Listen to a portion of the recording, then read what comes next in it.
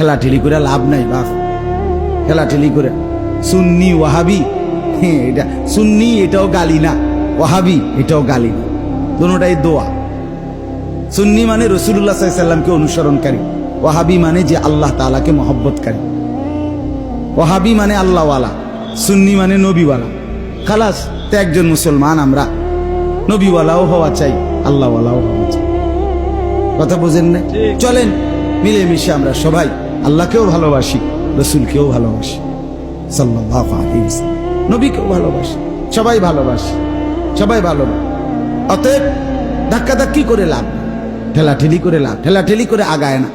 এজন্য আমরা নিজেরাই যদি নিজেরা ভাগ হই, বারবার ইনসাফের সাথে বোঝেন, প্রত্যেকেই ভাবেন রাসূলুল্লাহ সাল্লাল্লাহু আলাইহি সাল্লামের ভালোবাসা নবীর সুন্নতের মধ্যে অনুসরণের। আমনে আমনের জায়গার থেকে মিসওয়াক করেন, দস্তরখান বিছান, দাড়ি রাখেন, বিবিকে নামাজি বানান, স্ত্রীকে পর্দানসীন বানান।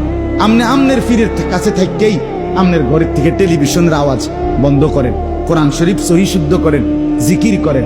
আমনে আমনের জায়গার থেকেই নবীজি সাল্লাল্লাহু আলাইহি সাল্লামের সুন্নাত মোতাবেক নিজের জীবন চালান, কোনো অসুবিধা নাই। ঠেলাঠেলির কি দরকার? সবাই মিলে মিশে যেন আমরা